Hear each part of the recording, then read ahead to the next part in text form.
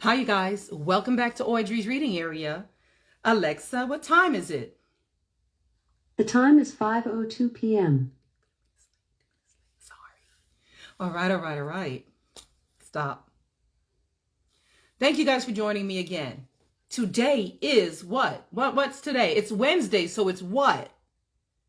Multicultural Awareness Wednesday.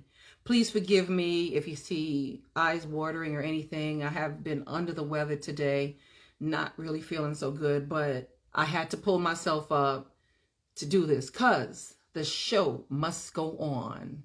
The show here at Audrey's reading area must go on.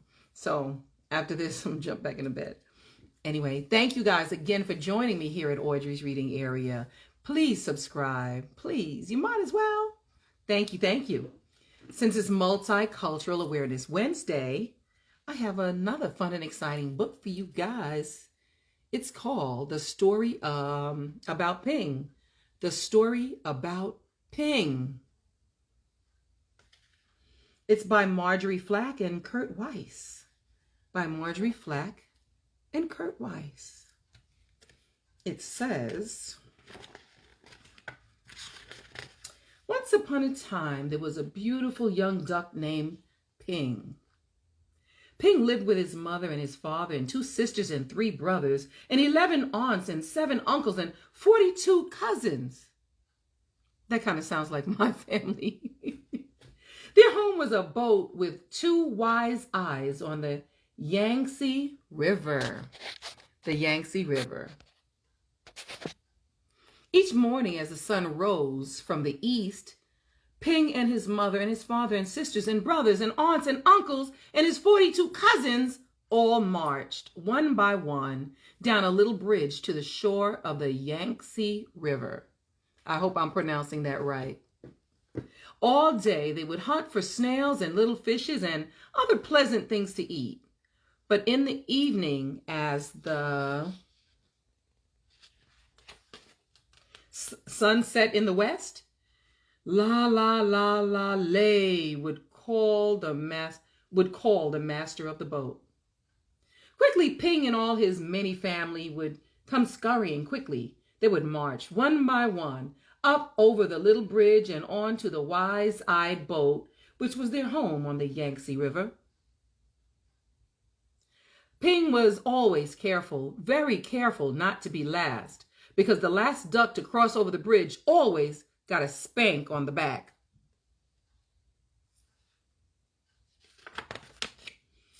But one afternoon, as the shadows grew long, Ping did not hear the call because at that moment, Ping was wrong side up trying to catch a little fish. By the time Ping was right side up, his mother and his father and his aunts were already marching one by one up over the bridge. By the time Ping neared the shore, his uncles and his cousins were marching over, and by the time Ping reached the shore, the last of his 42 cousins had crossed the bridge. Ping knew he would be the very last duck if he crossed the bridge. Ping did not want to be spanked. So he hid. Ping hid behind the grasses, and as the dark came and the pale moon shone in the sky, Ping watched the wise-eyed boat slowly sail away down the Yangtze River. Oh no. Oh no. All night long, Ping slept near the grasses on the bank of the river with his head tucked under his wing. And when the sun rose up from the east, Ping found he was all alone on the Yangtze River. There was no father or mother, no sisters or brothers, no aunts or uncles, and no 42 cousins to go fishing with Ping. So Ping started out to find them, swimming down the yellow waters of the Yangtze River. As the sun rose higher in the sky, boats came. Big boats and little boats, fishing boats and beggars' boats, houseboats and raft boats, and all those boats had eyes to see with, but nowhere could Ping see the wise-eyed boat, which was his home. Mm-mm-mm. Then came a boat full of strange, dark fishing birds. Ping saw them diving for fish for their master.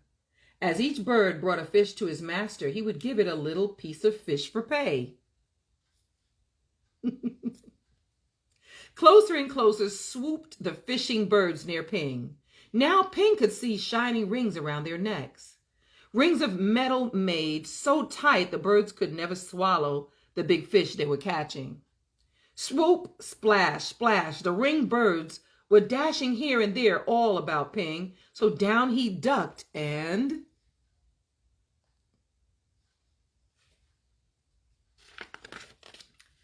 swam under the yellow water of the Yangtze River. When Ping came up to the top of the water, far away from the fishing birds, he found little crumbs floating. Tender little rice cake crumbs, which made a path to a houseboat. As Ping ate these crumbs, he came nearer and nearer to the houseboat. Then... splash! There in the water was a boy, a little boy with a barrel on his back, which was tied to a rope from the boat, just as all boat boys on the Yangtze River are tied to their boats. In the boy's hand was a rice cake. "Oh, ow, whoa," cried the little boy, and up dashed Ping and snatched at the rice cake.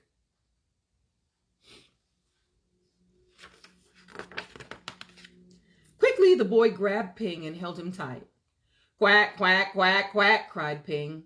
"Oh, oh, oh, oh," yelled the boy. Ping and the boy made such a splashing and such a noise that the boy's father came running, and the boy's mother came running, and the boy's sister and brother came running, and they all looked over the edge of the boat at Ping and the boy splashing in the water of the Yangtze River.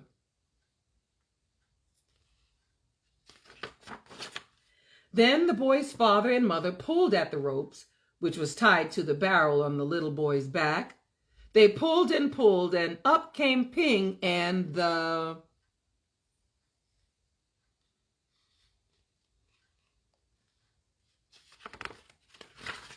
boy onto the boathouse. A duck dinner has come to us," said the boy's father. "I will cook him with rice at sunset tonight," said the boy's mother. "No, no, my nice duck is too beautiful to eat," cried the boy. But down came a basket all over Ping, and he could see no more of the boy or the boat or the sky or the beautiful yellow water of the Yangtze River. All day long, Ping could see only the thin lines of sun which shone through the cracks in the basket, and Ping was very sad. After a long while, Ping heard the sounds of oars and felt the jerk, jerk, jerk of the boat as it was rowed down the Yangtze River. Soon the lines of sunshine which came through the cracks of the basket turned rose color, and Ping knew the sun was setting in the west. Ping heard footsteps coming near him.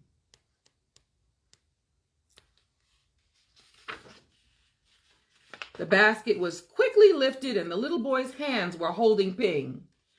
Quickly, quietly, the boy dropped Ping over the side of the boat, and Ping slipped into the water, the beautiful yellow water of the Yangtze River.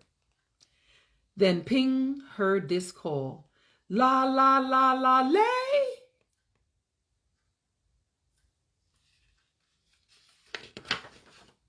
Ping looked, and there, near the bank of the river, was the wise-eyed boat, which was Ping's home. And Ping saw his mother and his father and his aunts all marching one by one up over the little bridge. Swiftly, Ping turned and swam, paddling toward the shore. Now Ping could see his uncles marching one by one. Woo! Paddle, paddle! Ping hurried towards the shore. Ping saw his cousins marching one by one. Paddle, paddle! Ping neared the shore, but as Ping reached the shore, the last of Ping's 42 cousins marched over the bridge And Ping knew that he was late again. Ooh, ooh, ooh. But up marched Ping, up over the little bridge, and pank, spank, spank, came the spank on Ping's back.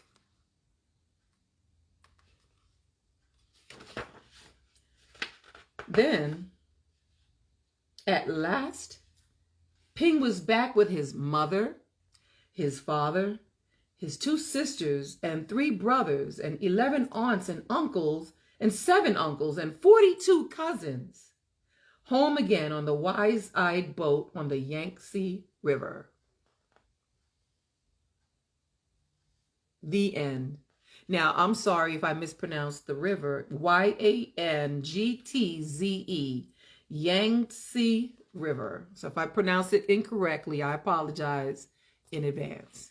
But thank you, guys. The end. Look at little Ping. Look at him. You know. Thanks, guys, for listening to me read this fun and exciting book to you. I had fun with this book. What about you? And how about my little Ping and his family here? Thank you, thank you, thank you again. And don't forget, please, go to YouTube, go to Audrey's Reading Area, and hit subscribe. Audrey's Reading Area. See you soon.